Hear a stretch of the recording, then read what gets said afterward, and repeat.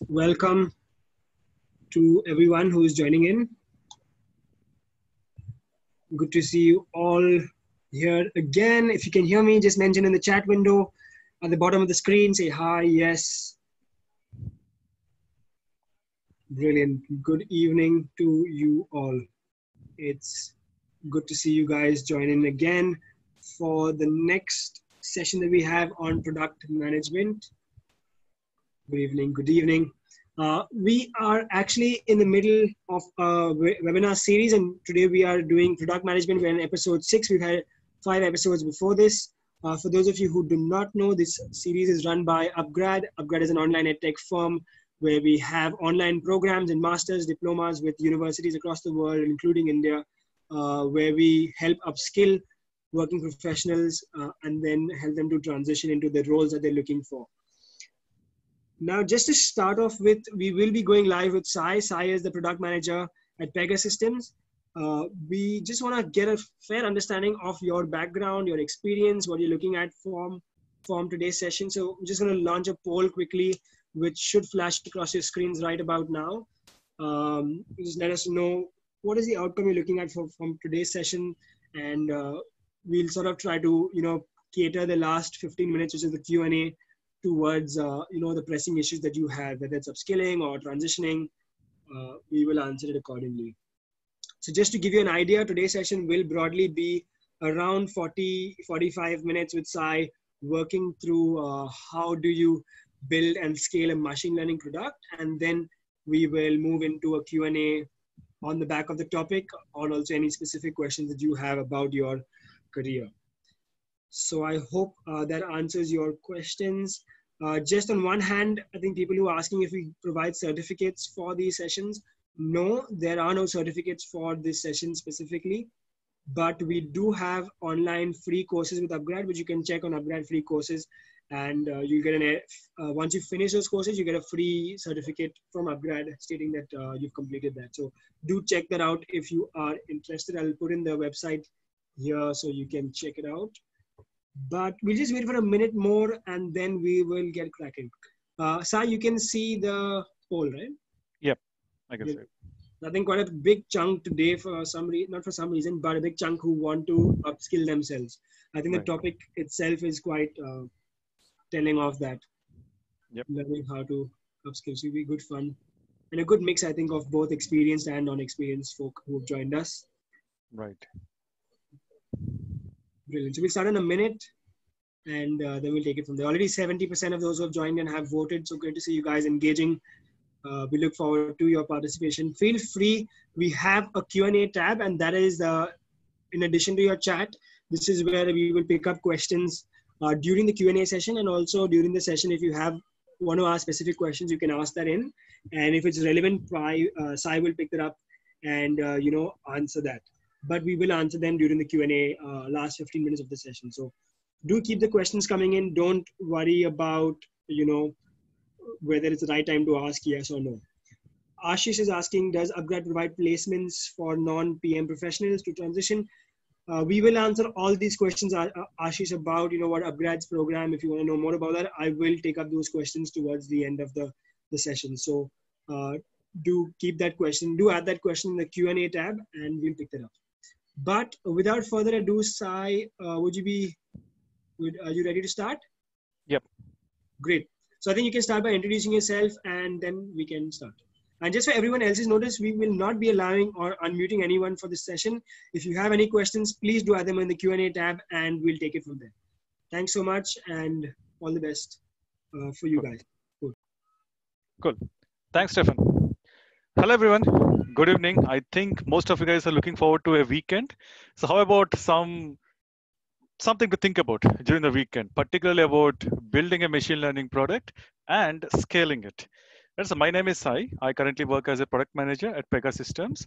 And this is my journey. I'm going to kind of relive my journey in the last 5-6 years where I worked as a product manager building machine learning products. We're going to take a case study and we're going to see how the entire process starts, continues, and ends. Okay. So this is what we are going to line up. We're going to first discuss the common pitfalls between a product manager and a data scientist. What are the challenges that kind of define this relationship? And then we're going to look at how, as a product manager, you decide whether machine learning is for you or not. What is a framework that can help us make that decision? And then how do you actually go ahead and build it? So many of us might have come across a variety of articles that talk about machine learning products, right? But where do you start? What exactly on the ground do you need to do to build it? And then we're going to look at the challenges that come with scaling a machine learning product. Scalability is always the biggest challenge, isn't it? Ideating someone is not the easy, no, is not the hard part. It's probably the easy part. Implementing it and scaling it to reach a lot of audience, that's the hard part. We're going to see what are the challenges that might emanate in that phase. And then finally, we will look at the one critical component that kind of defines the success or failure of a machine learning product. Right, and throughout the entire session, you can, as Stefan said, you can mention your questions in the Q&A tab. I'm going to monitor that. Okay, and accordingly, we are going to take questions as and when we see that it's in line with the flow. Cool, awesome. Let's get started. So we're going to start with every story has a problem. Every journey has a problem, right? So what is the problem that led me to build a machine learning product? Well, let us take the persona. Every problem has a persona, and the persona that we are looking at is, let us call that person as Patrick. Now, Patrick is a sales manager. How many of you guys are managers who manage teams, who have people, who also have people management along with your product management capabilities? Do you want me to ask a poll for that? Yeah, you can create a poll for that. Yeah. So how many people manage teams? Yeah. I'll just put a simple yes and a no. Yep. Yeah. Cool. I will just release that poll right about now. There we go. If you manage a team, you can mention yes or no. Okay, I see it's a fluctuating mix right now, but I see many of you, at least more than half of you, are managing a team. Now you can empathize with Patrick. Many of you, even those of you who are currently not managing a team, maybe you might have seen how your manager is managing your team, right? And you might also understand some of the biggest pain points. And the biggest pain point that I noticed during my research into sales managers is that you always have a bunch of salespeople, and the problem is with coaching, right? Because you have so many salespeople, the problems are who should I coach, when should I coach, what should I coach, and how should I coach. Right? Many of the sales managers, they get promoted based on their performance when it comes to delivering sales, delivering results. But when it comes to people management, it's a different ball game altogether, right? And it's a hectic world, particularly the world of sales, where everything is data driven, metric driven, if you think of it. Now, on top of all this, you are looking at evaluating the soft skill approach of a manager. And that is always the hard part. And this is what we noticed. And this is where we thought we have a lot of data about different coaching plans being created by different managers in our system. Now, can we build a machine learning solution for this? That was this is a seed that kind of helped us understand the importance of machine learning when it comes to solving this problem. And another reason why we had to go with a solution which is powered by machine learning is primarily because of the significance of this problem. As you can see in this slide, coaching has a lot of obstacles. Many of the managers, they need help with coaching. Right? Managers are too busy. Managers don't know how, as you can see with this research, right? Managers are not held accountable for it. Some people say that, okay, coaching is not for me. I'm more interested in enhancing the pipeline, making sure that the company closes a lot of deals. That's the mindset typically a lot of managers have. Because it is uncomfortable, they try to avoid it. Now, how do we make it comfortable? How do we actually make sure that they are kind of changing their behavior? How do we actually do that? So that's where I came in as a product manager. And that's where I started discussing with a data scientist. Now, a typical product manager data scientist conversation, when I first spoke with a data scientist, this is how it went. I asked him to just look at data and come up with insights from the data. And then the data scientist set off. That's all he was looking for. He was looking for someone to give him a task. And he said, okay, I'm going to build a POC with extreme gradient boosting algorithm, and I'm going to get back to you with the results. After 2 months, this is what happened. This is called the face palm phenomenon. It's basically the data scientist telling to his friends, okay, this is a cool problem that I'm working on. And when the friend asked him, why exactly did he build that model using all the advanced algorithms that you can find on the internet, he doesn't have a clue as to what exactly he's looking for. Right? The problem here is, as a product manager, I just vaguely defined the problem. I said, look at the data, come up with insights. And this typically happens in many of the organizations because many of the times we are so focused on the solution that we kind of forget about the problem itself. Right? And that's the same mistake that I did. When I first started, I just put the entire onus on the data scientist and asked him to come up with the solution. And this is where the face palm happens. At the end of 2 months, he comes up with some model that might not even be remotely close to what I was expecting, right? And the reason this happens is because of this data chasm that exists between product manager and the data scientist. So data scientist has different priorities. Data scientist focuses on perfection. He is excited by new technology, by new algorithms, complex mathematical problems, statistical problems. Whereas as a product manager, I was making the cardinal sin of prioritizing ideation over execution, unorganized approach. I just told him just over a cup of coffee, like this is what you need to do. Because generally for data scientists, we generally don't have the strictly defined frameworks like Agile, Scrum, and others. It's a totally different world altogether, at least when I first started in 2015. So this was the reason why there was so much gap in understanding between the data scientist and myself. And that's exactly what I learned, that this is the biggest concern that I need to go back.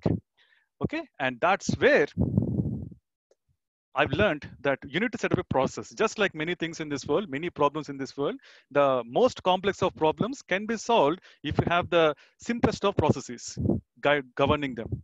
And that's where we said, okay, let us see if this particular process works. We start with the hypothesis, and then we focus more on the prototype, making sure that the problem and the solution, both of them are clearly defined and going in tandem.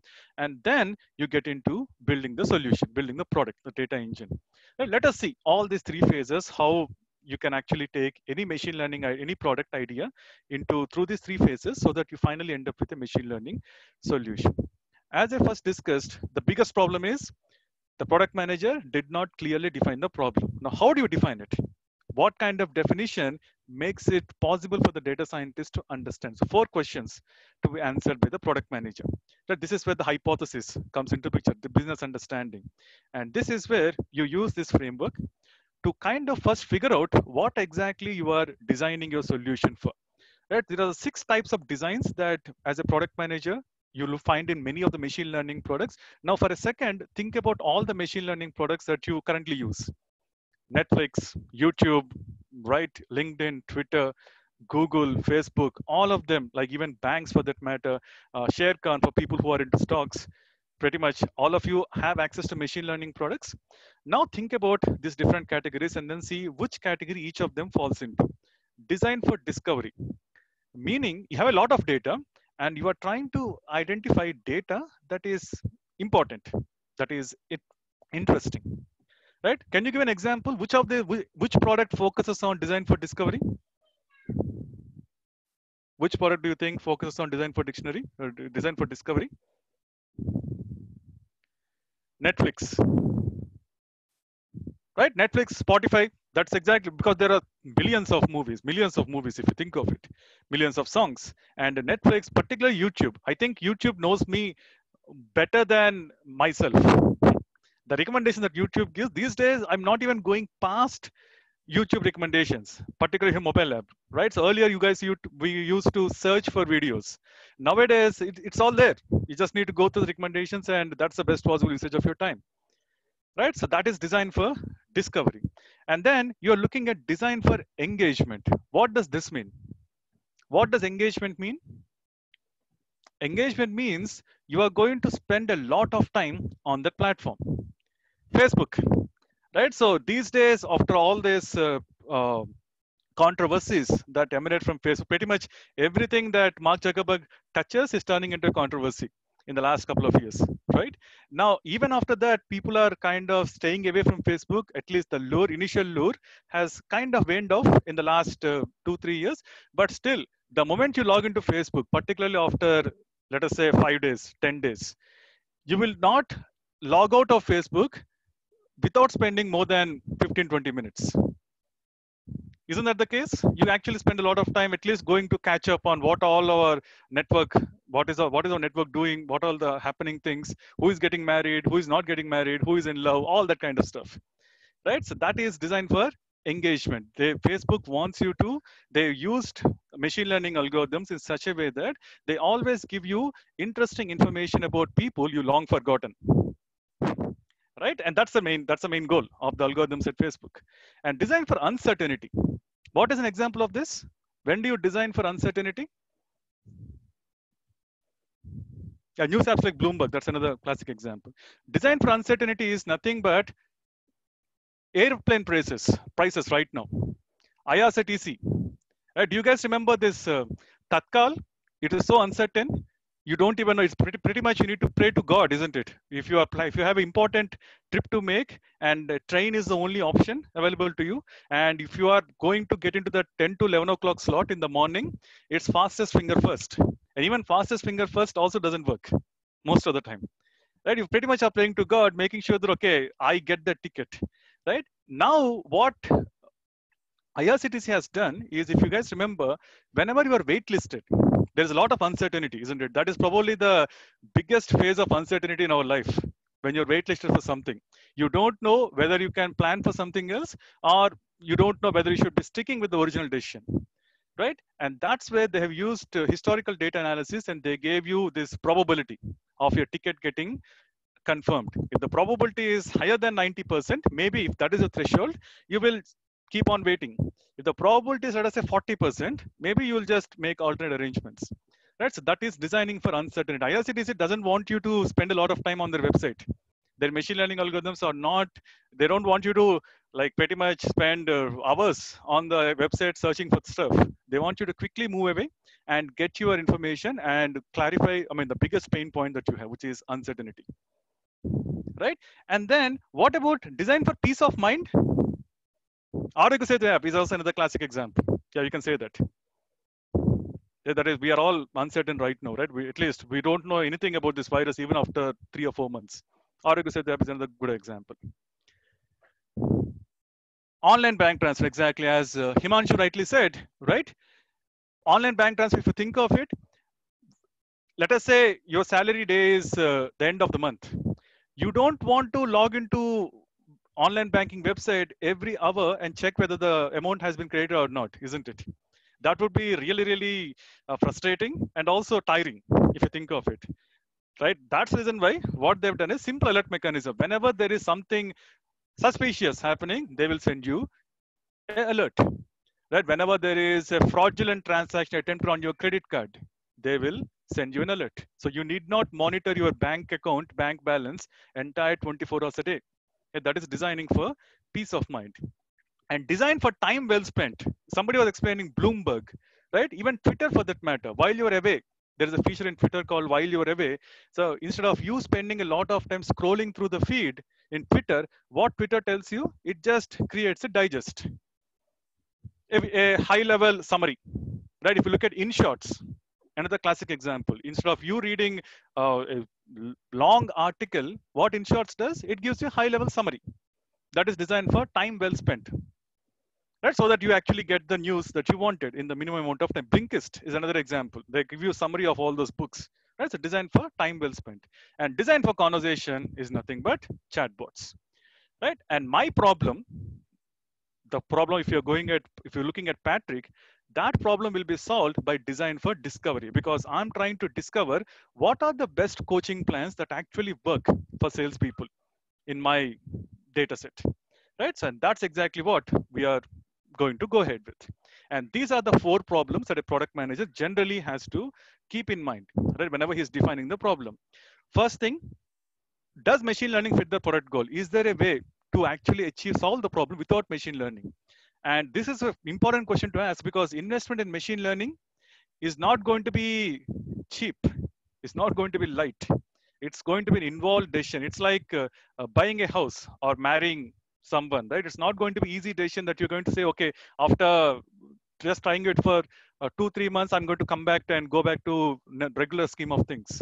It's not going to be like that. Either you commit or you don't commit, right? It's an important decision. That's the reason why you need to exhaust pretty much every alternative to solve the problem. And then only if you think machine learning is the only way you can solve the problem, only then you use machine learning.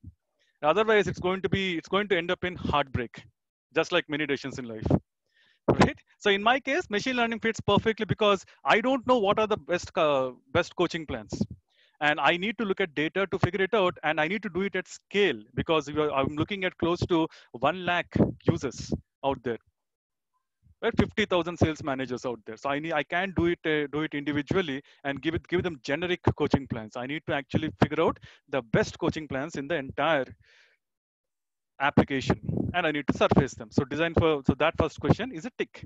Second question, how does the product behave around machine learning? Meaning, with machine learning coming into picture, will the actual customer journey be impacted? Will the end user experience be impacted? And if it is, how is it going to be impacted? Does it involve the end user going through a tutorial to pretty much understand how to use the application? Or is it going to be as seamless as a Netflix or a YouTube kind of experience? Because if you look at B2B enterprise applications, sometimes some of the features you need to actually add a lot of release notes. I mean, that practice is going completely out in the last couple of years with the advent of this new age walk me kind of tutorials. But that is something that you need to keep in mind. Do I need to educate the end users? Because is the product changing 30-40% completely because of introduction of machine learning? I need to minimize that change. That's another thing that I need to define. And what are you comparing with? How do I evaluate whether my recommendation engine is good or bad? What are the metrics that I need to keep in mind? Right. My metric was how many coaching plans are being created by the sales managers and how many coaching plans are actually accepted by the sales reps. That was my metric because when we analyzed data throughout the entire application, hardly 5% of the sales managers were creating coaching plans. And our threshold when the initial cut was at least we need to get it up to, we need to double the engagement. At least we need to have 10% of of sales managers creating coaching plans. And how do we actually do that? Using recommendation engine. And how quickly should the product change? Right? How quickly does YouTube recommendations change? How quickly do Amazon recommendations change?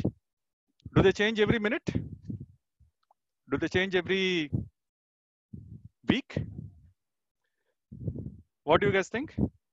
The moment you change your search topic, right? YouTube, if you guys remember, 1 year back, they were changing it at the end of every day, your recommendations. Now they're changing every minute because they are using reinforcement learning algorithms, which kind of change with every interaction. That's why, if you watch a video about Sachin, immediately you'll see a lot of videos about Sachin flowing through.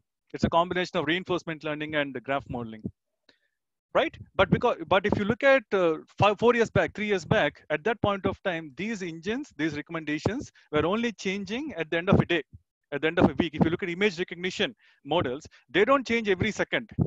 They will change maybe at the end of the week. You will just recollect all the data that you have, all the people who you have classified in that week using your facial recognition system, and then you will retrain the model. And you need to be clear about how frequently the model changes, because only based on that you can pretty much go ahead and choose a machine learning algorithm. Okay, now let us look at how I redefine the problem. So here now I have given more clarity. I've added more details. If you think of recommend coaching plans to improve the performance of a sales rep, now the data scientist has clarity on this. The recommendation will be getting modified at the end of every week, because at least there should be some time to monitor how effective a coaching plan is. And that we have said, okay, we'll be modifying it at the end of every week after a manager assigns a recommendation to a sales rep. And the effectiveness of a recommendation is evaluated by comparing the performance of sales reps with those managers who are not using recommendations, right? So which sales reps are performing better? The ones who are getting recommended by our recommendation system, or the ones who are being manually coached by the sales manager? Now that will give us a good point of parity when it comes to comparing two different groups. And that's a metric that I can actually project to my management, saying, okay, recommendation systems work, and this is proof. right? And then the use case is in line because why do, and is it in line with what I want to achieve? It is in line, as I told you, because our product's goal is to assist managers in delivering effective coaching. And that's exactly what we're doing with this recommendation engine, right? So this is exactly what we are going to, this is exactly the thought process behind we coming up with this particular idea. Okay, now there was a question in the Q&A, what framework does LinkedIn fall into design for engagement? Because it is keeping you engaged, right? If you go look at LinkedIn, you can spend hours just scrolling through the content on LinkedIn. And they want you to be on LinkedIn as much as possible. And if you think of it, whenever you post a post with a URL in that post, LinkedIn will not promote that. Why? Because once you click on that URL in that post, you will be navigated to a different system, different window altogether. They don't want you to leave LinkedIn. They want you to keep yourself, keep completely occupied on LinkedIn. And that's the reason why LinkedIn suppresses the post. Next time when you're posting something, if you want to reach a lot of people, don't put any URLs in your original post. Keep a URL in your comment. And only then your post will be visible to a lot of people. Because LinkedIn is designing for engagement. Right? Yeah, so that's a good question from Ashish. What Ashish is asking is, how do you know that it's only because recommendation sales team is performing? Now, if you think of it, we are looking at hypothesis, right? How much is the deviation, right? So without recommendations, how the salesperson is performing, and with recommendations, how the sales prep is performing. Let us say there are some coincidences. Even though recommendation is bad, sales rep was suddenly performing well. When we are looking at 1 lakh people, it is going to average out. There can be 1 lakh coincidences, right? So that's exactly what we were looking at. We were looking at a sample space of at least 5,000 reps to start with. And that's how we were evaluating whether the recommendation is having an effect or not. It's not just by looking at one sales step. Because one sales step, as you said, there can be a coincidence, but 5,000, 1 lakh coincidences are pretty rare. Okay, and then if you're looking at the entire data science process, right? So we currently have concluded the hypothesis. We clearly defined the problem. Now we enter phase 2. Phase 2 is where we get our hands dirty. We build a prototype.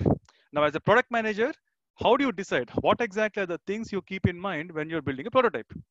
Right? Start with the POC pretty much to kind of explain the possibilities. You need to get your management excited because after, as I told you, this is an investment. This is a significant investment.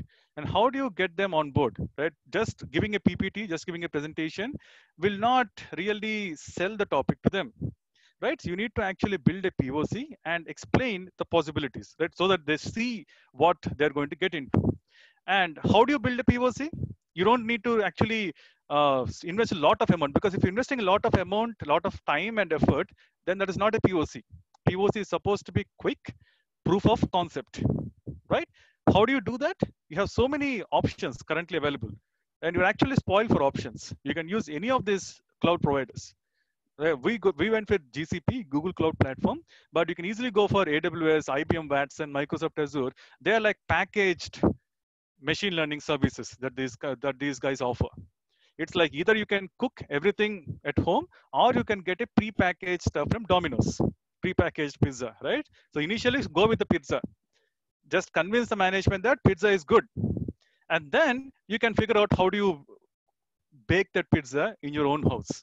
Right? So that's exactly the approach that we took. So first we need to tell that this recommendation approach actually works. So for that, what we did is we took a sample of data, we anonymized it, and we built a recommendation engine with Google Cloud APIs. And as you can see here, this recommendation API here. So this is the API that calls inherent Google's recommendation engine. It uses an algorithm called matrix factorization. And we use matrix factorization to kind of build a machine learning model, pass data to it. This is where our application was residing, right? It passed data to this machine learning model, got the output as recommendations, and then surfaced them to the sales manager. Right? And we also had other services that we used in Google Cloud, Google Cloud Storage, Google Analytics to pretty much track whether the managers are actually clicking on the recommendation or not. How many of them are clicking? Because that's our feedback. If a manager sees a recommendation and if it's not clicking on it, we can assume that manager was not interested by the recommendation. Just like how Netflix learns whether recommendation is good or not. You click on a movie and you did not even complete 5 minutes of that movie, they know that that recommendation was not good for you, right? If you watch a movie without any break, that means you loved that recommendation. You binge watch a TV series, then Netflix knows that you like that movie, like the TV series, right? So that is like this is not like asking a survey and finding out whether you like that movie or not. That's the old way of doing things. Now this is implicit feedback that the products are tracking, and that's exactly what we also got to do when we are partnering with Google Cloud, right? And then if you look at this, right, the whole point of, as I told you, POC is getting the management impressed, and my management was finally impressed. After we had to go through a lot of iteration, initially we thought POC would take a couple of weeks. It spanned out to a couple of sprints, which is at least close to 1.5 months. It took us for completing this POC, and finally management was impressed, and they gave us the go ahead.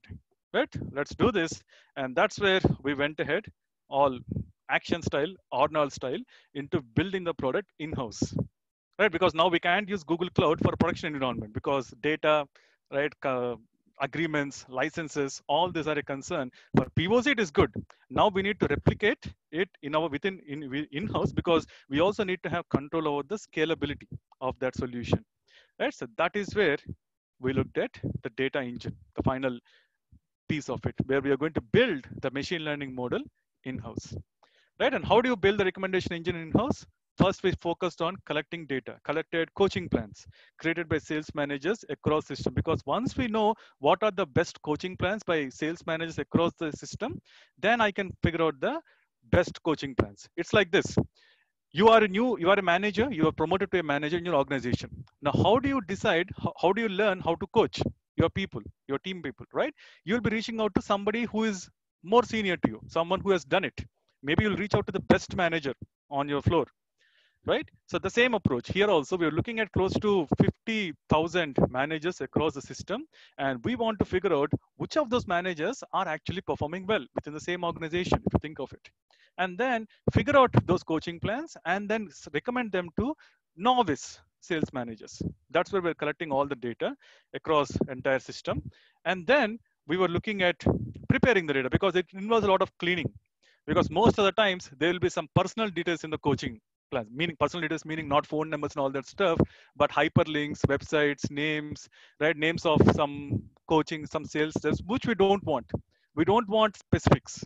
We want themes that are emerging. Right? One example of a coaching plan can be you need to fine tune your domain knowledge when you are pitching a product to the customer, right? Maybe another coaching plan example would be you need to create a to-do list when you are interacting with a prospect, and you need to send a summary to everybody else in your team as quickly as possible. You need to improve your demonstration skills, something like that, right? We are looking at themes like this from this data set, and that's where data preparation comes in, and we will be able to remove a lot of stuff, right? And then data exploration. Now, this is a phase where even before we jump into building a machine learning model, we wanted to get a grasp on data. What exactly is data trying to tell us? Understand the patterns, right? What are those factors that are defining a good coaching plan? Right? Is it the improvement in pipeline? Is it the improvement in number of leads nurtured?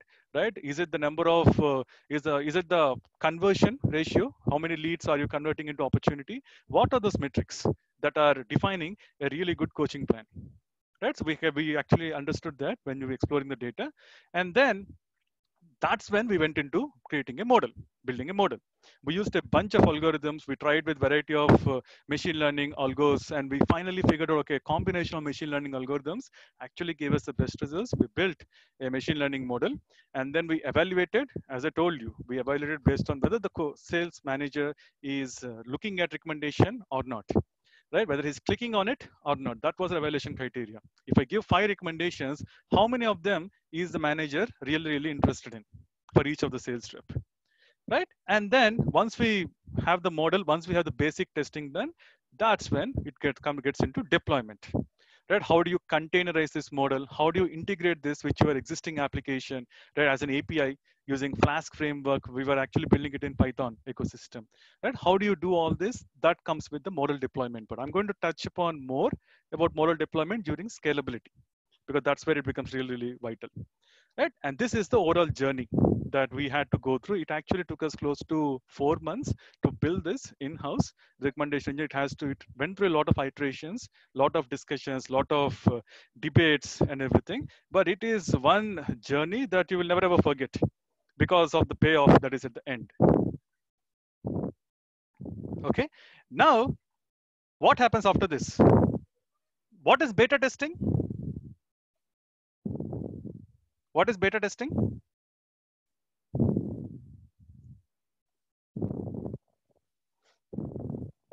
We asked, so Goda Verma has a question. How do you collect sales managers' context and other soft elements? We actually also surveyed sales managers. Right? Not all of them. We took a random sample and we also surveyed based on making sure that we are going in the right direction. So that is something that we have done apart from the regular data metrics that are available in the system. Exactly. As Rohan and Sankalp rightly said, even before you start playing the match, you need to do net practice, right? And this is our net practice where we had to do beta testing. And one of the key learnings that we had during beta testing is that initially we thought we were excited. We thought users will also be excited. But during beta testing, everything fell flat, right? The users are not remotely excited. They were actually taking it as a chore. Basically, they thought it is a burden. Why are you actually asking us to test this? Like, again, I'm talking about 2015, 2016, round about that time, machine learning was still not capturing the imagination of people, right? At that point of time, we thought everybody would be going gaga over these recommendations, but less than 10% were actually really enthused by these recommendations, right? And that is one thing that we were not prepared for. And the second thing is we need to clearly define the metrics, right? As I told you, it was a journey for defining the evaluation metric. Initially, we were going with mathematical metrics, evaluation metrics that are available across machine learning algorithm research papers and everything. But then we quickly figured out that those metrics lose context when you are looking at end user behavior. End user behavior is probably the biggest metric. And that learning actually came to us when we are evaluating with the beta testers, right? And then we also were looking at quick feedback, and we were like too eager to collect feedback. We had a 2-week period for beta testers to test and give feedback. And what we realized was users took time to actually understand what this is doing, right? And you need to give them time to pretty much for them to come back and then give you quantitative feedback. And you also need to make sure that you're asking the right questions, right? And we were so excited earlier that we had to pretty much we were jumping in explaining to them, okay, this is a feature, this algorithm has been used, this is how it is going to change the face of sales managers work forever.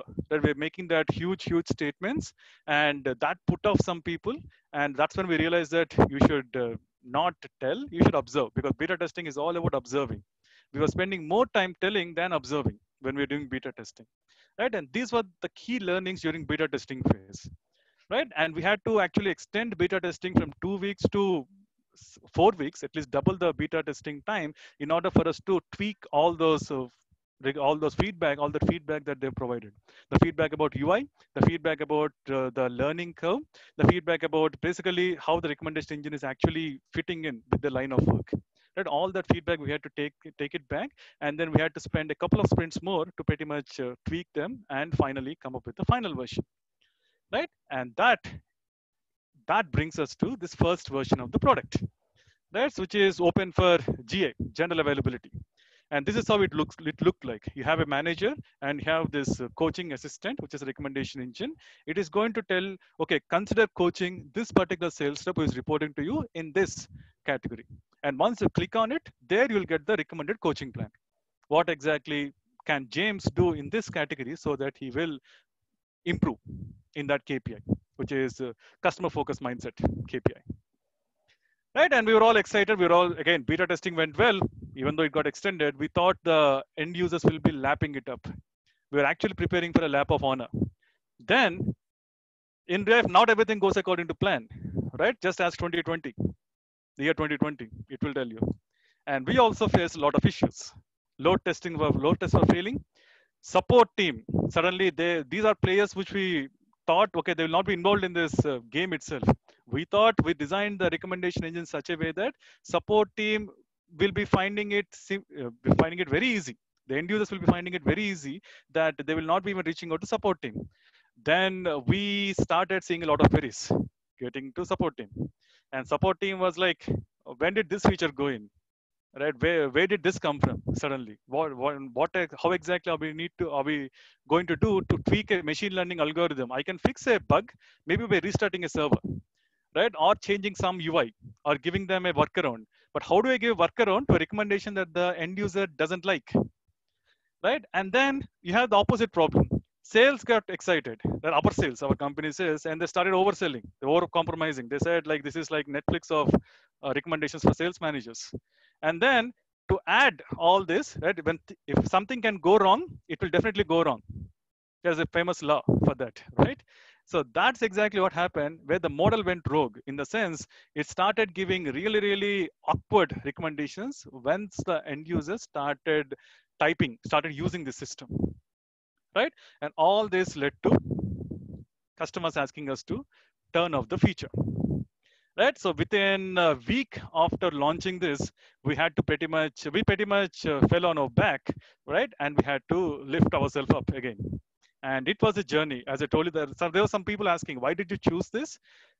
Because it actually taught me a lot, this particular journey. If things had gone smoothly, it would still be a learning experience, but not as much, because pretty much everything that can go wrong is going wrong, as you can see in this PPT. This actually, taught me a lot, and I just thought, okay, this will be also helpful for any person, any product manager going to start on this journey, right? So that's the main reason why I chose this particular case study. Right, now we fixed all those issues. We fixed the feedback, and then it took us another release. Basically, we had to turn off that feature. It took us another 3 months to fix all those features, make sure we did more rounds of testing, and then we deployed it. Now, this time we did not make it available to all the users, all the 1 lakh users, which was a mistake that we did earlier. Now, this time we thought about going through it phase-wise. Right, and now it has helped. It has helped because now the original engagement metric that we had was 10% of sales managers creating the coaching plans.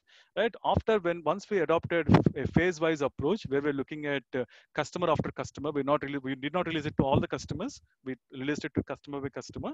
Then we hit the metric of 13%. 13% of customers, 13% of sales managers started creating coaching plans, which was our initial goal.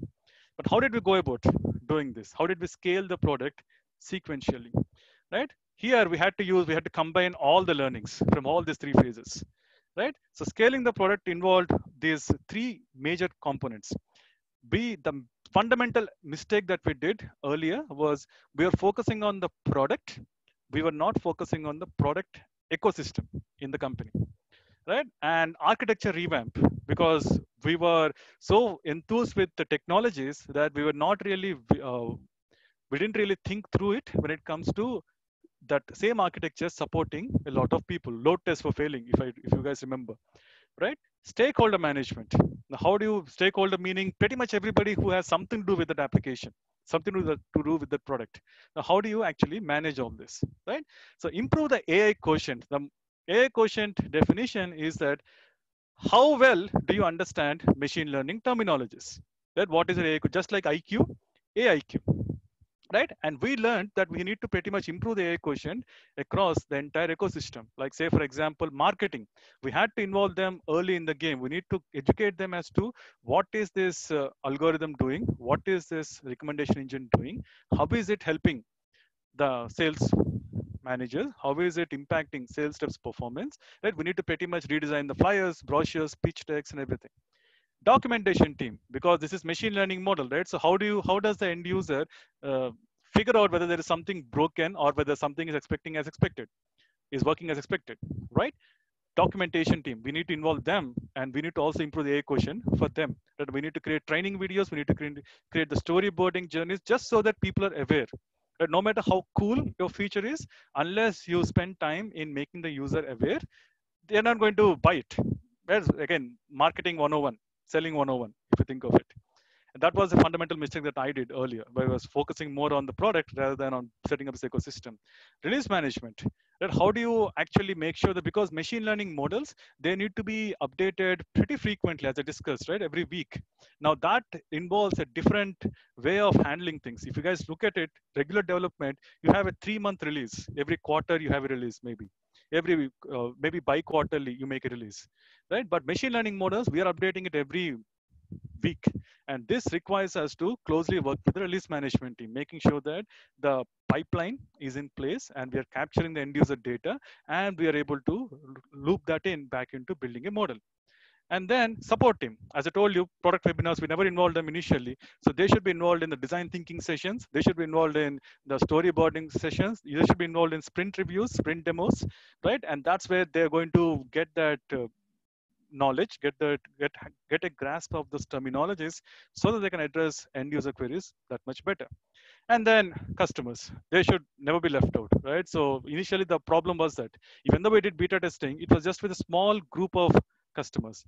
Then what we realized was, okay, we had cab meetings, we had story writing workshops where we invited key customer representatives, and then it was a brutal feedback session if you think of it, because the feedback, if you think of it, many of the people, many of the customers, they like machine learning, like the idea of machine learning, but the way it is implemented, the way the coaching plans are surfacing, some of them had concerns. And the sooner you involve them, the better the final product is going to be. Right. So this is one thing that we learned during our entire experience. Right. And then what about architecture? Right. So initially we were looking at, as I told you, high level, highly complex machine learning algorithms. Mathematics geeks, actually, they like those algorithms which are involving linear algebra, matrices, calculus, and all that stuff. That's where we were headed. We were looking at the best in research. That's where we started. But the problem with the same approach is not many people understand it. Right? Even within my team, not many people were able to understand what the algorithm was doing, except the data scientist. And that posed a challenge when it comes to QA, when it comes to them to test, when it comes to development team to modify. It was a challenge for them, right? And that's when we realized that in order to scale this machine learning product, the models need to be simple. That's where we toned it back. We looked at a simpler alternative like cosine distance and clustering to pretty much, for the first iteration, sequentially, we need to go, right? We can't pretty much give them a Netflix kind of system or in the first release itself. So we need to go sequentially. That's where we decided to go with cosine and clustering algorithms. And then we also learned to decouple. Earlier, we were looking at a monolithic architecture where everything is decoupled together, like the machine learning model, the database, the application, all of them are running on the same host. And then we decided to go the microservice architecture where we are decoupling everything. We were containerizing the machine learning model. So this gave us breathing space to pretty much innovate on just the machine learning model, but without touching, without disturbing existing app functionality. And this was a huge problem initially when we first went live. And then you always have a backup plan, right? Don't fall in love with the technology. That's what I learned. Sometimes we fall in love with a programming language. We fall in love with a particular framework. That was also a mistake that we did earlier. We were so pretty much connected to Java initially that we wanted to code everything in Java. Right, but then later on we realized that Python is actually good. Python APIs, Python provides more functionality. It also helps us clean up the backend when it comes to machine learning. And that's where we were open to, even though we built initial machine learning models in Python, we were again reconverting them into Java because we're not using APIs and all that stuff. So that's when we should not go too much connected, too much committed to a particular framework and technology. And that's what we learned. So make sure that we are just making enough commitment, right? We should always have a backup plan. And our backup plan was making sure that it is also executable in Python. Right? And then the final step when it comes to scaling, business, you need to align with the stakeholders. You need to pretty much show the dollar value. Ultimately, everything in this value. And as long as you have the business metrics clearly defined, then you'll always have support. Because if you think of it, this entire journey that I just discussed in the last 40 minutes, it's a long journey. And most of the times you don't have support from your management because everyone wants to see quick results, right? And luckily I had management who listened to this, right? But not many of us are that lucky, right? In which case it's so important to have quick wins and always tie that to business metrics. Once your features outcome is linked to a business metric, everything will fall in place because now everybody takes it seriously. Like say, for example, you look at Netflix and YouTube, machine learning is at their core, Google for that matter. Amazon for that matter. Without machine learning, those companies will not even exist if you think of it, right? So that's how important you need to make your feature. Only then you need to choose that feature. And voice of organization, you become the champion of this machine learning feature in the entire organization. As I told you, you need to work with multiple stakeholders, pretty much be the voice. You should be the go-to person. You should be the SME on this. Right? You can't say that, okay, I don't know the mathematics of machine learning algorithm. You have to learn it because you are the person to whom everybody is going to reach out to, right? And also in your roadmap, plan for uncertainty because we are talking about machine learning models, right? You don't control them; they kind of control you to some extent. So you should always have a buffer when it comes to you looking at the capacity planning and roadmap because you don't know what kind of things might break because you're trying to solve you're not trying to solve easy problems. You're trying to solve big problems, and big problems sometimes might not have quick and easy solutions, right? So you should be able to plan accordingly for your roadmap, right? So you always need to accommodate the uncertainty aspect, right? Now all this is good, right? What is the one critical component that defines the success or failure of machine learning product? So all this journey is good. We went through building a POC, defining the problem, scaling the product, launching it. We talked about improving the AI quotient across this ecosystem. But what is that one critical component that defines whether the machine learning product is going to be successful or fail or is a failure, right? It's the feedback engine, right? Your system should be able to capture feedback. If you just built a recommendation engine and if you decided not to, okay, no, if you decide not to focus on feedback, then your recommendation engine is going to be completely lost.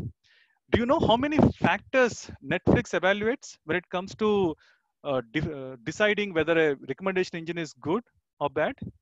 It's not just about clicking. It's not just about whether user watched the movie for 5 minutes or not. It takes a variety of attributes, like what was like how did the user arrive at this movie? Did he arrive at this movie by looking at recommendation in the recommendations home screen, or did he arrive at this recommendation by while watching some other movie, right? And the location of the user, language of the user, right? It will also try to evaluate what are the interests of this user, what genres does this user like, right? You're not looking at one attribute, you're looking at a multitude of attributes, and you need to capture all that. Your system should be able to capture all that, and only then you can fine tune the models, and then you need to automate this because if it is not automated, then that's going to be a headache. Initially our system was not automated. We need to run some batch jobs to pretty much send this feedback back into the machine learning model, right? But once we automated this, that's when everything fell in place. So feedback is the lifeblood of whether your machine learning product is going to be successful or not, right? And that's exactly what many of these popular machine learning products do. They design their entire user experience around machine learning.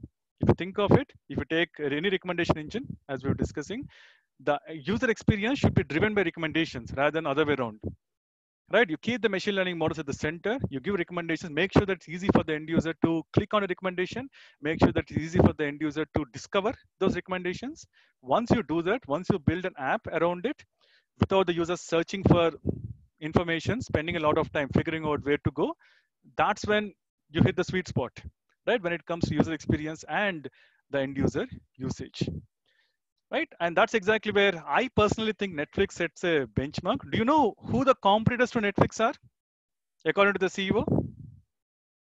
Who are the competitors to Netflix?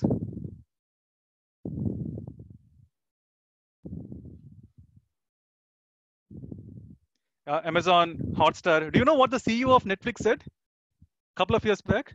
Who their biggest competitor is? I know it's a huge statement to make, but Netflix CEO said it's competing with Sleep, not Amazon or Hulu. Now, Sleep is not the name of a startup. Sleep is actually Sleep. Even when I first heard this headline, I thought Sleep is the name of a new competitor, right? It's actually Sleep. Because what he says is, unless people are sleeping, otherwise you're just binge watching. Is that true? Do you guys feel that way? How many of you guys are addicted to Netflix or watching only on Netflix? Should I do a poll again? Oh, no. I think I got the answer in the chat. right? So pretty much most of us, right? So and that's sometimes that's the reason why some of us voluntarily cancel our subscription just to make sure that we're not getting addicted to it, right? Because if you have the subscription, that money 799 rupees, 899 rupees, something like that, we need to make the most of it. We feel compulsion to make the most of it, and we end up binge watching. Right, your days become nights, nights become days, and particularly during this lockdown, it is a scary proposition. Not only for you, for your family members too. Right? So that's exactly where Netflix is setting up the benchmark. Every machine learning product, in my opinion, should try to emulate Netflix. I mean, should not be making you addicted, but at least it should make it easy for you to find the information. If you think of it, Netflix is a personalized product. The way it works for you is completely different from how it works for your friend, unless both of you share the same email ID, which in which case all the algorithms are messed up, and which many of us actually do, right? We kind of take one account and then we share it among all our friends. If you do that, then all these recommendation engines, everything fail. But if you don't do that, you get personalized experience with the entire Netflix, how it actually works, right? And imagine your product, whatever is the product that you're working on, be it a travel application, be it a CRM application, be it a complex, let us say, visual analysis application. Imagine if it is personalized to the end user. The moment you log in, you know that, okay, the application functionality, application performance is customized only for you. It makes you feel special, right? That's exactly what this right machine learning model algorithms can do. Right? And that's exactly where you follow data science process. And yeah, I'm not saying you're going to definitely build a product like Netflix in the first cut, but if you follow this process and if you stuck to it, eventually you're going to end up with something close to this, right? And that's the goal. That's the thing that I always try to strive for whenever I'm designing features, because ultimately you want to make the product equal to customer, right? Product is nothing but the end user, right? And that's exactly what my journey was. And if you think of it, this is what we have learned in the last 45 minutes. We looked at common pitfalls. We looked at the 4 questions framework, right? So do we need machine learning or not? How will the product behave around machine learning? How do I compare machine learning versus performance with machine learning versus performance without machine learning? And then we also looked at how to scale a machine learning product. And finally, the one critical comp, which is the feedback engine. Right? So hope you guys got some pearls of wisdom from that discussion. At least it's more like my professional story, right? But if you have any questions, do feel free to post them in the chat. I'll also take some questions that I might have missed in the chat. Brilliant. Brilliant. Thank you so much for that, Sai. I think really insightful session for everyone. So we'll pick up some questions now. We'll get into the Q&A. Like Sai mentioned, please do ask them in the Q&A tab so that I can accordingly pick them up. Otherwise, if you add them in the chat window, I will not be able to, answer them. So broadly, quite a few questions already come in. Sai, let's just start with, I think a lot of people are, looking, maybe we've not had sessions in the past wherein, am I audible to you? Sorry, Sai? Yeah, you're audible, yeah. Okay. So they have not in the past, said, looking at a product manager who is, working in artificial intelligence, machine learning specifically. So, for those who are, wondering what are the different skill sets they have to learn to become an AI product manager, can you sort of give some light on that? Sure. So before getting into building models and everything, right? So first thing is you need to get your hands dirty. So the one fundamental mistake that I did early on in my career as a product manager is that I found machine learning interesting, useful, but I thought it's more like, okay, I'm more focused on creating the roadmaps, creating the presentation PPTs, doing market research, analysis, frameworks, right? That kind of stuff, and which is important. I don't deny that. But when it comes to being an AI product manager, you need to get your hands dirty. You need to actually take a data set and start working on asking questions, and you need to live that day of a data scientist while working on the data set, right? You start with choosing an interesting problem, a problem that can keep you awake at night, something which is interesting, and then you collect data. You start looking at some of the statistical concepts that you have learned during your childhood, right? Something like mean, median, mode, standard deviation, variance, these kind of concepts. And then you try to see, okay, what are the interesting patterns that the data is telling you? You spend time in making sure that you're applying basics of statistics, again, 10th standard mathematics. And then you start with basic machine learning algorithms. Now you think of, let us say, predicting the fare of a cab in Uber. right? So basically that's a problem where you are trying to predict the exact fare, which means it's a regression kind of problem. And then you start looking at regression algorithms, learn algorithms which try to tackle regression problems, basic ones like linear regression, SVM, decision tree, right? And then you build a machine learning model. I would suggest Python for people who are still torn about choosing a programming language, because it's simple, it's easy, you can come up to speed within a matter of weeks, right? And then use that to build a model, evaluate the model, and that way you will know the entire end-to-end journey and even try to deploy the model, right? So my advice would be go hands-on with this, and that's the only way you can wither this, because think of it, many people don't have that pretty much the combination of uh, doing hands-on and also thinking about idea, right? Only if you do hands-on, you can actually think clearly about what you want to implement, and you need clarity here, right? So that would be my suggestion. Got it. And what are the technical skills that are required for a non-tech person to transition into PM? Right. So one is a basic knowledge of one programming language, at least. You need to know the programming language aspect of it. And one database, at least be clear about SQL, maybe basics of SQL, right? As long as you know that, that is good. And then also have good understanding of the front end aspect of it. You need not learn all the languages that are out there like React JS, Node.js, and all that stuff, but as long as you have one basic understanding of HTML, CSS, right? And this entire, what I just explained is the entire, nothing but the entire technical full stack, we call it as full stack development. Just pick one technology among all these different layers, front end, back end, and the machine learning models, right?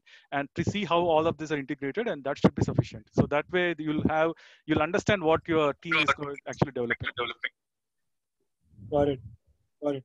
And I think we've had these questions before as well, Sai, but a lot of people wondering, like, do you need coding experience, or or do you need to have some sort of coding experience to get into this? Or what are your thoughts on that? A coding experience is always a good skill to have, right? So you need not be like a coding ninja as such, as long as you can pretty much write a decent for loop, and that you know what it is doing, and you can control the output of it, right? I think you should be good, right? As long as you can have basic level coding experience in any programming language, right? That is good enough to start with. And again, it's a learning process, right? If it's no, I mean, it's not harmful to learn many programming languages, but make sure that whichever language that you learn, you go deep. Let's start with basic, and over the course of time, you'll pick on these things. And how do you think people should improve their UI UX skill sets? How do they sort of work towards wireframing and picking that up more? Right. So there are some good courses that actually give you that experience. So there is a non-profit organization called Interaction Design Foundation, which actually has a lot of really good courses. Interaction Design Foundation, IDF. It's a Denmark startup which gives you UX experiences. But mostly what I would recommend is just focus on choosing your best website, the website that you like the most, and try to understand the user experience of that website itself. Right. So there are some things like pretty popular things like Apple design principles and Google's design principles. Have a look at them, because Apple and Google, they embody all those time-tested design principles when it comes to building their apps. Right. So if you can just go through them, just analyze them using these frameworks that are available when it comes to Google and Apple, they actually make it public. Right. So the more you start applying those frameworks and understanding why you like LinkedIn, why you like Netflix, that way you will eventually see an improvement in your evaluation skills. And that way you'll also be able to apply this knowledge. So I see a lot of questions that have come in, I think specifically to the case study that you were working through as well with everyone. So I'm going to just pick up one. So Deepthi asked, was the input to model during the prototype personalized specific to sales representatives' behavior? And how did you study deviation before the beta testing? Right. So it was specific to sales. So basically what we had was, we had close to 13,000 coaching plans that were already there in the system. And we also know which coaching plans impacted the sales rep's performance. So basically we looked at, after the assignment of coaching plan for a sales rep, is there an improvement in that sales rep's performance, right, within a matter of a month? So that was the guideline that helped us to rank all these coaching plans. And then what we did was we actually fed these coaching plans as input to the model. And this model, looking at the coaching plans, the text in the coaching plans, it was trying to figure out which coaching plans are similar. Right, the moment it figured out which coaching plans are similar, then we were again, once we gave us clusters, it gave us clusters. So let us say cluster 1 contained 3 coaching plans, cluster 2 contained 4 coaching plans. Then we pretty much summarize the cluster. Together, these 3 coaching plans, what was the overall impact on the bunch of sales reps? Right, so that's how we were actually quantifying the clusters. And once we identify the clusters, right, we kind of give one recommendation from each cluster to the user, just like how Netflix does recommendations. It identifies 5 or 6 clusters of movies that you can like, and it picks you one recommendation from each cluster. And similarly, we were giving it to the sales managers. And during beta testing, we were trying to identify which cluster recommendations is the manager really interested in. Right? That's where the deviation came. We thought initially the cluster that gave overall high throughput in the change in performance of sales rep, that is a cluster we thought the sales managers are going to pick recommendations from. But ultimately what turned out was they actually were picking recommendations from those clusters which are similar, but they were not having that much impact on the sales rep. That's when we learned that, okay, not just the performance of sales rep is important when it comes to sales managers choosing the recommendations. They were also looking at the implementability of that recommendation. Meaning, okay, I can give a really vague recommendation like improve daily, right? That might actually result in the users, the sales rep improving after 1 month. But maybe that is just generic gyan, right? So that might have a causality more than a correlation. And that's where we learned that, okay, sales managers are looking for specific recommendations. They want more specificity. And that was a learning during beta testing. And we had to pretty much go back and then reprioritize the clusters and come up with the recommendations. So that's how we were doing it. Great, brilliant. How do you, I think obviously when you started out your career side, did you, move into product management instantly? Was that the story for you, or how did that transition come about yourself? It was actually thanks to ISB. I did my MBA from Indian School of Business. And till the time I joined Indian School of Business, I was actually looking at a technical consultant, strategic consultant as such. But then once I joined ISB, there the courses, the focus on design, the focus on technology, right? I saw there was a clear marriage between these two, and it was interesting and exciting at the same time, because not often do you get a chance to work on the problems, right? And also work on the technologies, and you're also focusing on the business side of things. It's like the perfect intersection between these 3 things. And that's when I decided, okay, product management is the way forward. And it was difficult initially when I was applying for these companies at ISB. I was getting the interview option, but I was not going through the first round. The reason for that was I initially did not have any experience of building a product from scratch. So that's when what we did at ISB was like I participated in a variety of B plan competitions, case study competitions, everything, and started building a product from scratch, a wireframe, a prototype, right? Mimicking Ola, mimicking Uber, something like that. And whenever a company is coming in for interviews, I used to do a research and try to kind of build a feature for that company using wireframes prototypes. And I used to explain that in the interviews. That kind of negated the need for product management experience, because prior to joining ISB, I was just a software engineer, basically L1 support engineer at Bank of America. So I didn't have any product manager experience. So in order to transition, I need to actually become a product manager, building those products. Even though I was not doing it for a company, I was doing it as a side project. That actually helped me clear the interviews and land the job. Brilliant. We've already overshot, I think, time by almost 10 minutes. I'm gonna, end and ask a last final question, and then we can close. Just for everyone's, we have so many open questions, so sorry we can't answer each and every one of them. But like I've mentioned in all the previous sessions as well, we do have, where you can speak to an industry expert for a 30-minute call, just to ask various questions that you might have as to how you could transition, or what skills should I pick up, or what exactly should I do if you are wondering how to get into product management or data science, machine learning for that matter of fact. Sai is actually on the panelist who is there, who you can speak to as an expert, just to sort of talk for 30 minutes as to how you can go forward in your career. So if you are interested in that, I'll just float two things. One is a poll, which you can just let us know if you'd like to speak to an industry expert. And number two is I will also send a form on the chat window, which you can fill up and let us know if you are interested. And then we can help answer any open questions that you have across them. Sai, I think a lot of questions also coming in, I think at the start, which I said I'll answer towards the end. People wondering specifically on, getting certified, picking up a program in product management, machine learning, AI, whatever that might be at this point. Will that be helpful? Do you think that will add value to a person's resume in terms of, one, in terms of learning, and number two, in terms of also if it's transitioning, etc.? What are your thoughts on that, and what advice would you give to people? Right. So certificate will definitely help you, particularly in at least getting you a foot in the door. Right. So it might not guarantee you a job. What guarantees you a job is your ability to convince the recruiter that you can actually build products. Right. You generally, as an interview, as a recruiter, I evaluate people on three fronts when it comes to product managers. Your ability to think big, right? Your ability to also think at the ground feet level, basically execute, right? And your ability to manage stakeholders.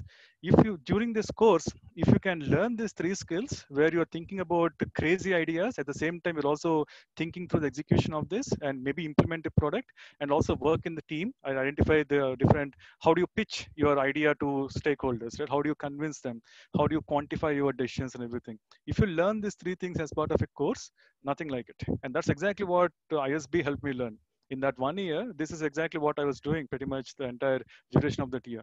Right? If you can leverage certification program to do these things, nothing like it, right? You would be able to, you already became a product manager even before you applied for a product management job, right? So that's what is going to help you transition. Brilliant. Thanks so much for that, Sai. Do you have any final thoughts or words of, I think, just final thought as before we leave and end the session that you would like to give over to people? Anything specific?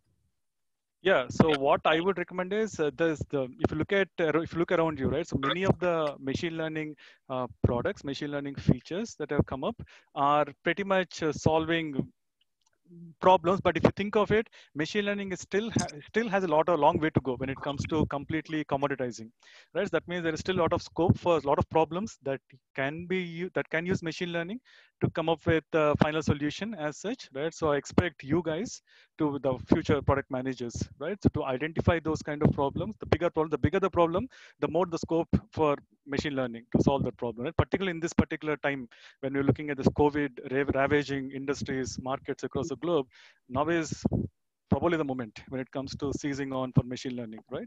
So do improve your AI quotient, make sure that you're understanding what these machine learning terminologies are, and then use this to build products like Netflix, which will be remembered forever. So that would be my advice. Brilliant. Well, thanks so much for that, Sai. I think really insightful session and very helpful, I think, for a lot of the people who have joined in. Thank you so much for that. Yep. Thanks, everyone. Have a nice weekend. Yes. Thank you, everybody, for joining in. I hope you enjoyed today's session, specifically with Sai on building your own product in machine learning. It's really, really insightful, very helpful, I think, for many of us. Really glad that you were able to join us today, and I hope that you have a good weekend. Please do stay safe. Please do stay indoors, and have a good evening. We will be in touch with you for the session next week as well, which will be on Friday again. So we will keep in touch with you on that one. Do stay safe, and thank you for joining in with us. Sai, I'll just be on for a couple of minutes. You can drop off if you'd like to. Sure. Yeah. Thanks, Stefan. Yeah? Thanks, everyone. Thank you so much, Sai, for joining in. Thank you so much for joining in, everyone. Please do have a good evening and stay safe in your homes. For those, I think, asking about the recording links, for some reason it has still not reached you. I am so sorry about this for this specific miss. I will make sure to send this. I'd like to send it to you tonight itself. I think I will. If you are okay with it, I will just let me know in the chat if you're okay with me sending you the recording link by 9:30 p.m. on your emails tonight. If that's fine, just mention in the chat window. I'll just send an email to all those who have attended specifically. I will send it to you on email at 9:30 tonight itself. I think for some reason, many of you all mentioned that it's still not come to you. So sorry again for the miss. I will send it tonight at 9:30. It's a bit late, but hopefully that will be fine for you guys. Okay, I see a lot of you all saying yes to 9:30, so I'll send it to you at 9:30 tonight. Please do hold on for that. If you would like to send your feedback, I think a few of you all want to send your feedback. I will just put that in. Just for those who want to speak to the industry experts, please do fill in this form. It will also be coming up. Industry, I just put it. Industry experts. Here we go. If you haven't got your call yet, then just hold on for that. Reach out to the team and they'll get that assigned for you. Again, just reiterating, I'm going to send the recording links to everyone at 9:30 tonight. If you don't want to get the email at 9:30 tonight, just let me know in the chat window. I don't ideally want to disturb you that late, but since it has not come to you guys yet, I'll just send that tonight itself. I'm just searching for, going to be posting in the feedback form you guys.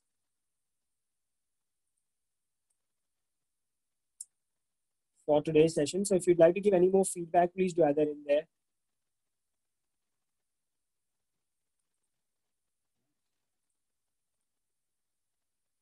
Okay, here's the feedback form that you guys can fill in if you'd like some additional feedback for these sessions. Okay, I'm gonna send it at 9:30. Thanks guys. I've not seen anybody saying no to 9:30 p.m. So I'm going to send it to everyone at 9:30. I think few people are saying that they cannot fill in the form. Is that true? That the career expert form? It's working for me. I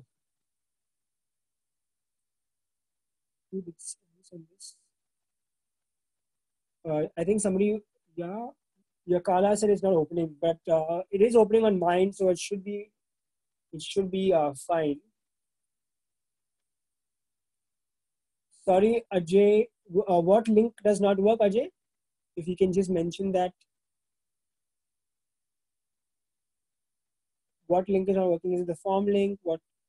Okay, it is working. Okay, Hussain, just try, guys, opening it in incognito mode. Maybe that will sort of. Okay, you're saying the feedback form link is not working. Hold on, I'm just checking that as well. Okay, that also is working on my system, so I don't see why it should not be functioning. Okay, Ajay, the recording for some reason, like I mentioned, was missed out. So I'm going to email that to you at 9:30 p.m. if that works. If it's too late, I will email it to you tomorrow morning. But for all those who have attended, I will email that at 9:30 p.m. tonight itself. So that you, okay, great. I really don't want to send emails very late, but unless it is fine with you guys, then I will send it to you. Okay, sorry. Ashish asked the question at the start of the session, which I forgot to answer. Does Upgrad provide placements for 1 to 2 years non-PM professionals to transition to product management roles? So Ashish, yes. Your short answer is yes to people who are looking to transition. The longer answer is also yes. But how do we do that? Very simple. I think once you enroll into a product management certification with Upgrad, which is Duke University, it's a 6 months certification where you're using various tools, doing various online projects, industry projects, so on and so forth. And Upgrad has various things in place to help you to transition. One of them being, like I mentioned, so the Industry Expert Connect you're getting right now is before the entire program starts. If you want to understand more whether I should get into product management or not, the form I sent, for you to fill if you want to speak to an industry expert. So very similarly, once you start the program, you get assigned an industry expert to help you work through your different questions that you have. So as soon as you get into the program, as soon as you pick up the the product management certification with Upgrad, every 2 weeks you get a 1 hour call with an industry expert, somebody like Sai, basically, somebody who's already working like Sai. So he's already in the industry, and then they work with you to understand how can you transition into a product management role 6 months from now. Therefore, as soon as you start the program, you're already working towards understanding your exit role. Should I be working for a product management role? In what domain should I be looking at? Is it in an e-commerce domain? Is it in a B2B company? What sort of company should I be focusing on is your question and your expert's question that you will be answering together. So that is, step number 1 in terms of us helping you transition. Now, obviously, that is not all. the industry expert will help you develop your entire brand, your entire, the blog post you'll be writing beforehand. So therefore, when you go 6 months down the line, you already have conversation starters to have with organizations.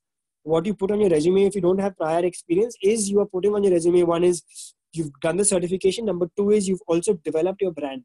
So two aspects of your brand is you are writing blog posts about, product management. And number two is you're also solving use cases as a product manager, which your industry expert will help work with you every 2 weeks. So you're setting targets for yourself, doing all of that. And therefore, when you start applying to companies, we help you with that. The second aspect is also that Upgrad has 300 plus hiring companies, hiring partners, which do help, to place students. So we have our own, like Naukri, right? I'm sure many of you know Naukri. Like Naukri, Upgrad has a thing called the career portal. So the career portal is where all these hiring, all these organizations come together and put their job descriptions and hire through Upgrad. And this is where if we find your the organization is matching your profile, and if this is something that you want, then we help push forward your resume with these organizations as well, and we take it from there. Another big aspect that comes into play 2 months before your program or certification ends with product management or data science, whatever that might be. We also have a career coach, and a career coach is somebody which is a specific team in the organization which helps you to develop your entire profile. So basically 2 months before you start applying to companies, they'll already work with you to understand what is the exit roles that you want. So for example, do you want to go for, a product manager in a B2B company? Number two is your exit role is also I want to look for a product manager role in a B2C company. So the career coach now will sit with you every week for an hour, and he or she will work with you to develop a resume for each of those, companies. So therefore, you're not applying with the same resume to all the companies. You're using a different resume, and also he'll also help with you building of your LinkedIn, building of all of your profiles, basically building the profiles with you. And the important aspect of this is that therefore 2 months later, when you start applying, you've got everything in place.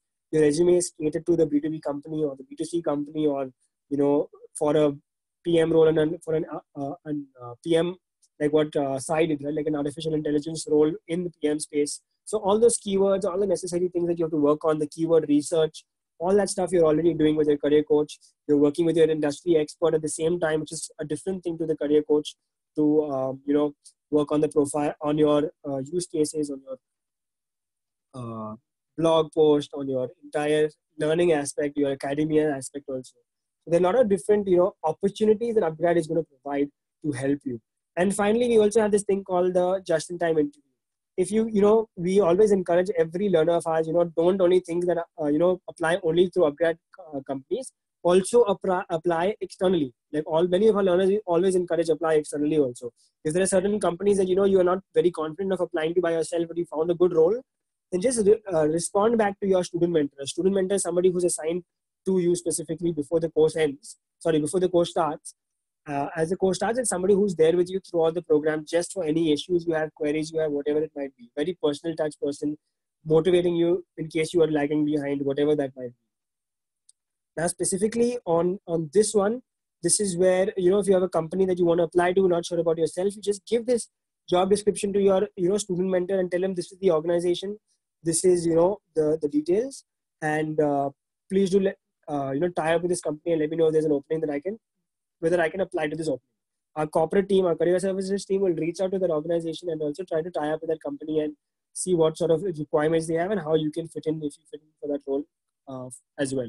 And then we post that through our career portal, and then you can apply for it also, and through Upgrad's help. So we are always there to help you, give you the opportunities to succeed. The interview we cannot clear for you. That's very clear. I'm sure we can't get into the interview room with that hiring manager and say answer for you. That's what you have to do. But we are doing everything everything to give you that opportunity to convert that interview. It's the industry expert connect. It's the second thing, like I mentioned, was the just-in-time interview. If 2 days from now you say I have an interview, you tell your student mentor I've got an interview 2 days from now. Tomorrow itself, you will get an industry, like a just-in-time interview done for you, wherein you have the job description. We'll get you connected with an industry expert and will do a mock interview basis that job description that you're going for. So everything again is trying to help you, help you in that whole regard. I hope that answers your question about, does Upgrad provide placements? Yes, we do provide you placement opportunities. We do provide you every opportunity that we can. And yeah, hope that answers your question. Somebody's asked, Ashish has asked, does an alumni get to leverage upgrades alumni base as well? Is there any portal for that? Ashish, can you clarify your question? I'm not sure what your question is. Are you saying once you enroll, are you able to be in touch with the alumni? If that is your question, yes, very much. So as soon as being part of upgrad, unlike the other educational institutions that are out there, if you go to college, I studied in a college as well. I got placed through my college too. But ever since I got placed, it's been quite a while since I finished college. But my college has never reached out to me saying, this company is coming to the campus. Can you come and apply for it? So that is something that upgrad will not do. The career portal is there with you for life, pretty much. So we will never stop giving you access to the career opportunities. So even if you transition now, and 2 years down the line there's another opportunity that comes, again you can apply for it. So it's never ending there. Like upgrad will never stop that for you. In terms of alumni, we have our entire internal portal, right, where you have complete access to the alumni as well. So you can reach out to the alumni. There is discussion forums. You can talk. You can reach out, and the entire alumni base is there. So if you enroll for a data science course, our entire alumni base for the data science will be there, where people are chatting. Have their entire forum itself for our alumni. So you can get access to that. So I hope that answers your question, Ashish. And once you're part of upgrad, you're always with us for life, like I mentioned. 3 years, even 5 years down the line, 3 years down the line, you say, I've got an interview tomorrow. Can you give me an interview, a mock interview? Upgrad will not say no to you. Just you have to keep remembering that upgrad's success is not like, anything else but your success. We do want to see you transition. We do want to see you upskill if that's what your aims are.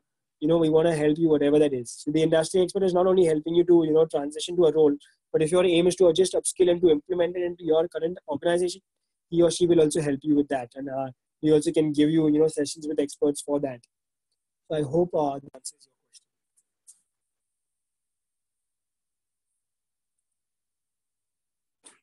How much salary can a non-PM after 2 years developer experience in an upgrad program in PM can expect on an average? So Ashish, to answer your question, again, it is going to largely depend on, number one is what is your current salary bracket. So that's definitely going to come into the fray. I think to give you statistics, on average, we have around a 50% salary hike after somebody picks up a program with upgrad. So you can check out that on our website as well. But again, it depends on your current salary as well, and the skill sets you've picked up, and also the exit role that you're looking at. So once you have your exit role, it will depend on the role that you're looking for as well. Obviously, it will be above your current salary, and also you get a hike on top of that for sure. So it will be the average salary hike is around 50%. So you can understand from that. So I hope that answers your question as well.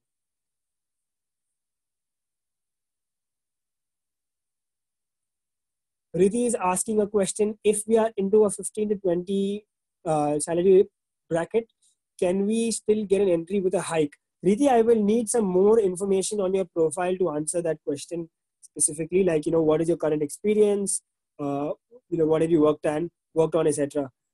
But again, I would, Riti, highly recommend that you speak to our industry expert pool rather on this one. I can answer that and I will be happy to answer that, but I would rather, speak to somebody who's already a product manager in an organization who's hiring for product managers. So I'm going to again add that link. All right. I understand many of you are not able to pick up these calls, but I really highly encourage you to take these calls. If you've not already filled in the form, pick up this, just speak to industry expert. There's nothing for you to lose.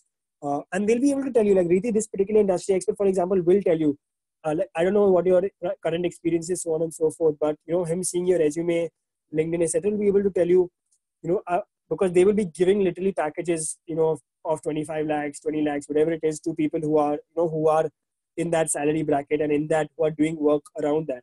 So they'll be able to tell you, that expert will be able to tell you, this is the skills you should be looking to focus on. And if you pick up these skills with your prior experience, you should be able to get, a package around that or even more, depending on, how you work it out. So again, I highly recommend speaking to this industry expert and, pick it up from there. So I hope that answers your question, Preeti. Make use of it. And, we do want to do these calls. If it's not being done, just reach out to the person who's reached out to you. The email trail will be there. Just make sure it gets done and do it. Don't waste time. Just just get into it and finalize it. But I hope this answers your question, Riti. And thanks so much, guys. I think we've gone 30 minutes overboard right now. Ajay Agarwal, can you send me your email ID right now, please, if you can? Ajay's mentioned that he's not had his call scheduled yet, so I'll just make sure that happens. Just send me your email ID, and I'll just reach out to Amit. So Amit is the team. Oh, thanks Ajay. Amit is the guy who the internal Spock who handles and ensures these sessions get done. So if it's not done for some reason, I will just reach out to me also in case. I'm just mentioning my email ID in the chat window. Just reach out to me. Ajay, I will definitely put forward a case, but for anybody else who wants the call and it's not done for some reason, just reach out to me on my email. I'll connect you with Amit and make sure it gets done also. But thanks a lot, guys, again for joining in. And I'm going to end the session here. And I will send you the recording link at 9:30 p.m. tonight. So keep a tab on that. Yeah, thanks so much, guys. Stay safe and stay indoors, like I mentioned many times. And have a good evening. Good night, guys.